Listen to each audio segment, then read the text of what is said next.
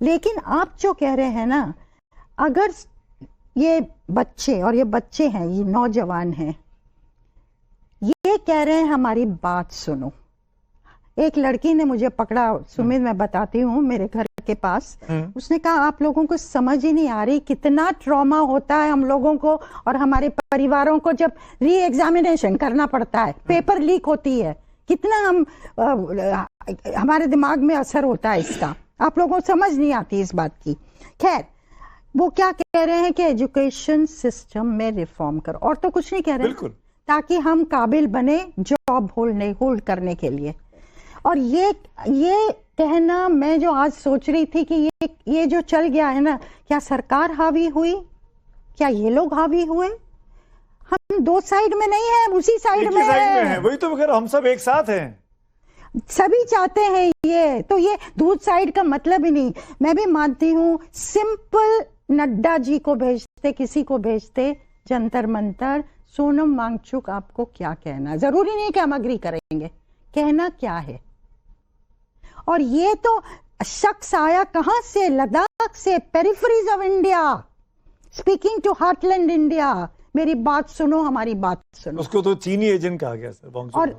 और जो क्राउड भी उमड़ा है ना, वो पिछले 2 दिन में उमड़ा है। तब तक कितना, मैं तो गई थी 5वें दिन सुमित जी, हार्डली बहुत कम लोग थे, ज्यादा मीडिया वाले थे, ज्यादा सिक्योरिटी वाले थे, लेकिन जिस तरह से उनको उठा लिया गया चदरों के पीछे, ये तो नॉर्मल ए पॉलिटिकल, मैं अपने डॉक्टर से बात कर रही हूँ तो उसको इतना परेशानी हो रही है, उसको पॉलिटिक्स का आता पता नहीं है कि ये हो क्या रहा है।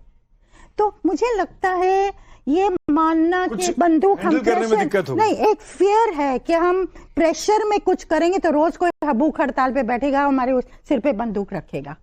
पर मैं ये कहना चाहती हूँ, toughness by a government is desirable, but that is not equal to arrogance. It should not be जब आपके अपने लोग और अपने बच्चे इन्वॉल्व हैं।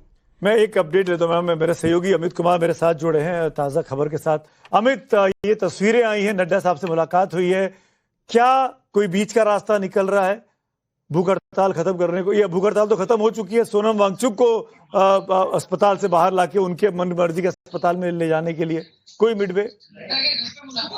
देखिए, मुझे लगता है कहीं ना कहीं कोई मिडवे की तरफ बढ़ रहे हैं लोग, तभी ये जो बातचीत हो रही है, क्योंकि इतने दिन से आप बैठे हुए थे लेकिन बातचीत नहीं हुई, क्योंकि अपनी मांगों को लेकर, खास करके धर्मेंद्र प्रधान के इस्तीफे पर वो रिजिड थे। अब लेकिन क्या क्या मांगे हैं, क्योंकि सरकार की तरफ से ये कहा गया कि वो बातचीत को तैयार है, लेकिन अगर आप शर्त के साथ बातचीत करेंगे, सरकार भी चाहती है कि ये जो बच्चों के एग्जाम को लेकर जो दिक्कत है, या शिक्षा की व्यवस्था को किस तरह से दुरुस्त करना है, मैकेनिज्म कैसे अच्छी होनी चाहिए, इसको लेकर सरकार बात करना चाहती है, लेकिन एक शर्त के साथ कि सिर्फ इस्तीफा होने के बाद ही बात होगी, तो उसको लेकर सरकार तैयार नहीं थी। लेकिन आज जिस तरह से मुलाकात हुई और साथ बैठे हैं, एक तरह से जो उनकी डिमांड थी उसका मेमोरेंडम उन्होंने दिया है सीजेपी के सौरभ और आशुतोष ने जेपी नड्डा को, और जेपी नड्डा भी इसलिए क्योंकि अगर देखिए तो ये पूरा मामला जो है नीट की परीक्षा के पेपर लीक होने से हुआ है, मेडिकल कॉलेज को लेकर है, तो इसीलिए शिक्षा स्वास्थ्य मंत्री इस पूरे मामले को डील कर रहे हैं। तो ये मुझे लगता है एक तरह से ब्रेक थ्रू आप कह सकते हैं, जो एक डेवलप टाइप का बना हुआ था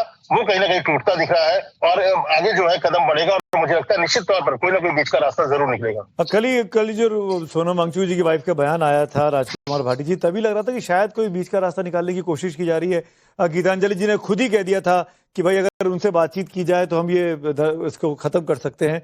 आपके हिसाब से कुल मिलाकर देखा जाए तो इस पूरी कहानी में जो छात्रों ने किया आज, क्योंकि ये इल्जाम लग रहा है कि छात्रों ने प्रोटेस्ट में पत्थर चलाए, कुछ लोग पुलिस वाले घायल हो गए, क्या आपको लगता है कि इस प्रोटेस्ट में ऐसा हुआ होगा? नहीं, ढेर सारे विजुअल्स सोशल मीडिया पे और मैन मीडिया पे घूम रहे हैं, कोई ऐसा दृश्य अभी तक देखने को नहीं मिला कि आंदोलनकारियों की ओर से कोई हिंसा की गई हो या कोई तोड़फोड़ की गई। बहुत ही शांतिपूर्वक और बहुत अनुशासित तरीके से आंदोलन चला। और जो आप कह रहे हैं बीच का रास्ता निकालने की कोशिश की, बीच का रास्ता निकालने की कोशिश तो अब से 15 दिन पहले की जाती। अब तो एक तरफा रास्ता निकालने की कोशिश की, लाठी बजाकर जबरन प्रदर्शनकारियों को वहां से हटा दिया गया है। अब औपचारिकता के लिए बातचीत की जा रही है। सरकार झुकना चाहती नहीं है, सरकार जनमत का, जनभावना को कोई सम्मान करना चाहती तो नहीं है। बातचीत कर रही है सर, और सरकार ने एक तरीका अपना लिया है। भारतीय जनता पार्टी जब से सत्ता में है, इनका एक तरीका है कि जब भी कहीं कोई आंदोलन होता है उसे बदनाम करने के लिए 2-4 जुमले ले आते हैं, जैसा अभी त्यागी जी बोल रहे थे कि इन्होंने तो ये नारे लगाए, वो नारे लगाए। कई बार तो बीजेपी अपने लोगों को उसमें घुसा के नारे लगवा देती है। अभी तो त्यागी जी ने ये नहीं कहा कि वहाँ पाकिस्तान जिंदाबाद के भी नारे लगे, कल तक ये भी खबर आ जाएगी कि वहाँ पर पाकिस्तान जिंदाबाद के भी नारे लगाए गए। सब फर्जी बातें हैं। किसान 13 महीने तक बहुत शांतिपूर्वक तरीके से, अनुशासित तरीके से दिल्ली के बॉर्डर पर बैठ रहे थे। उनके लिए क्या क्या नहीं कहा गया, ये खालिस्तानी हैं, ये किराए के हैं, बिके हुए हैं, असली किसान तो खेतों में काम कर रहे हैं, ये नकली किसान हैं। आंदोलनों के प्रति भारतीय जनता पार्टी के मन में कोई सम्मान की भावना नहीं है। सबसे ज्यादा खतरनाक बात यह है, लोकतंत्र में आंदोलन को सम्मान की दृष्टि से देखना चाहिए, आंदोलनकारियों का सम्मान करना चाहिए। आज मोदी जी भाषण दे रहे थे, मीडिया को बोल रहे थे, तो उनकी बात सुनी हमने कि आवाज चाहे धीमी गति से कही जाए, अगर तर्क है और तथ्य है तो धीमी आवाज भी सुनी जाती है। आपसे मात्र 1 किलोमीटर दूर पे एक 60 साल का बुजुर्ग, जो एक पढ़ा लिखा वैज्ञानिक है, जो देश की प्रतिभा है, वो बैठा है, आमरण अनशन पे बैठा, शांतिपूर्वक बैठा है।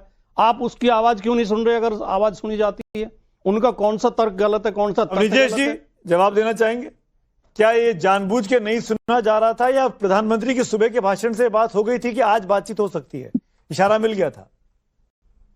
सुमित जी, 3-4 बातें इस पूरे जो प्रकरण है उसके बारे में ध्यान रखना चाहिए। पहली बात, भाटी जी ने कहा कि आंदोलन से घबराती है, आंदोलन पे लाठी से बात करती है। किसानों के बारे में एक योगेंद्र यादव जी का वक्तव्य ध्यान दीजिए, जो एआई जनरेटेड नहीं, जिन्होंने कहा हमने तो पिच तैयार करनी थी, अब बॉलिंग जिसने करनी थी वो नहीं कर पाया, तो हम क्या करें? सुमित जी, आपको वो दिखाना चाहिए, ये आंदोलनकारी योगेंद्र यादव, माननीय योगेंद्र यादव जी। दूसरा, मंदसौर में मालूम है ना, मंदसौर में किसानों पर जब गोलियां चली थी, कितने किसान मारे गए थे। मैं ये नहीं कहना चाहता कि उन्होंने मारे थे तो इनको भी मारने चाहिए, बिल्कुल मेरा ये मकसद नहीं, लेकिन जो ये कहता है ना, इसलिए मुझे दिक्कत होती है, पहली बात। दूसरी बात, क्या सोनम वांगचुक का कोई लिखा हुआ, हाथ से लिखा हुआ कोई पत्र भी आया जिसमें धर्मेंद्र प्रधान के इस्तीफे की कोई मांग नहीं की गई है? क्या ये सच है? पहली बात। दूसरी बात, एक बात बड़ी शिवम त्यागी ने कहा, इन्होंने कहा कहीं से उठा के ले आते हैं जी ये नारा भी। क्या यह सच नहीं है कि वहां भारत माता के बारे में अपमानजनक शब्द प्रयोग किए गए? क्या यह सच नहीं है? क्या यह सच नहीं है कि वहां पे माता सीता के बारे में? जी मैं फिर वही आऊंगा, क्या ये सच नहीं है 22 बच्चों ने सुसाइड कर लिया? क्या ये सच नहीं है री-नीट में एग्जाम हुआ, वो आर्या सिंह बेचारी, उसके पेपर में वो जब चेक करती है ऑनलाइन कुछ और नंबर दिखाते, फिजिकली दिखाते कुछ और नंबर आते हैं। आप तो शिक्षक है ब्रिजेश बाबू। सुमित जी सुन लीजिए ना, नहीं मैं ये कह रहा हूं कि नीट के, सुन तो लीजिए ना पूरी बात। मैं कह रहा हूं इसको पूरे प्रकरण को रिविजिट करना बहुत जरूरी है, क्योंकि सिर्फ ये रिविजिट आप ही को करना है। एक सेकंड मेरी बात तो सुन लीजिए ना सुमित जी, आप पूरी तो करने दीजिए ना। आपने शिक्षक का, आप एक बात बताइए, री एग्जाम होने पर बच्चों ने सुसाइड किया, आई डू एग्री कि इससे कितना दर्द होता है, हम लोगों को सबसे ज्यादा दर्द होता है। लेकिन आप एक बार बताइए, कोटा में उसके पहले तैयारी के दौरान कितनी सुसाइड होते हैं? उसके बारे में किसने सोचा कि पूरी शिक्षा व्यवस्था में ओवरहॉलिंग की जरूरत है?